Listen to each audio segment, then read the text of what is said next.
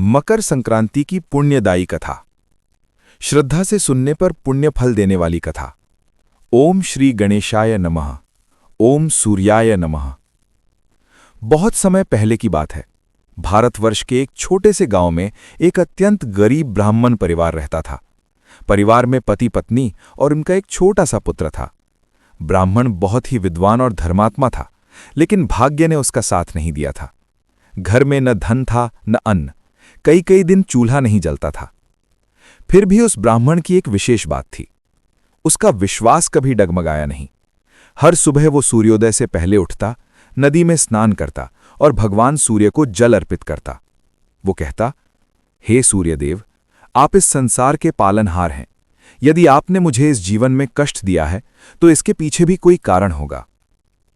मकर संक्रांति का पावन दिन।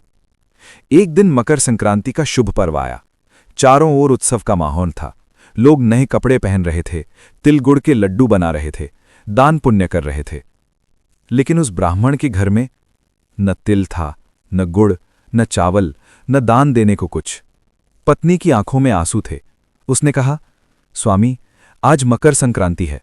कहा जाता है कि आज दान करने से 100 गुना फल मिलता है, लेकिन हमारे पास तो स्वयं खाने को कुछ नहीं है। ब्राह्मण ने शांत स्वर में कहा, यदि हमारे पास धन नहीं तो क्या हुआ, हमारे पास श्रद्धा तो है। सूर्यदेव की भक्ति। ब्राह्मण ने अपने पुत्र के साथ नदी जाकर स्नान किया। ठंड बहुत थी, लेकिन वो कांपता हुआ भी सूर्य को अर्घ्य देने लगा। उसने दोनों हाथ जोड़कर कहा, हे सूर्यदेव, आज आपके उत्तरायण होने का दिन है। आज से देवताओं का दिन प्रारंभ होता है।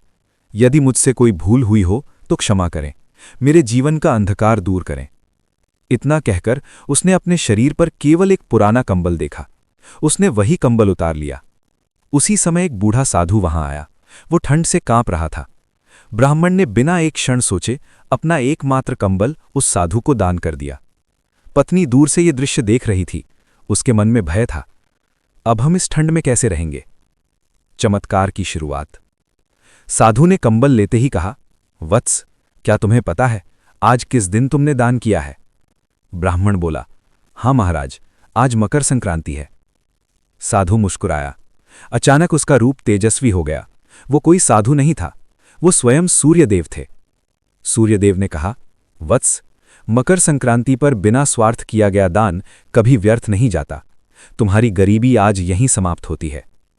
सूर्यदेव ने आशीर्वाद दिया और अंतर्ध्यान हो गए। जीवन बदल गया। जब ब्राह्मण घर लौटा, उसने देखा घर में अन्न के भंडार भर गए थे। सोने चांदी के पात्र रखे थे।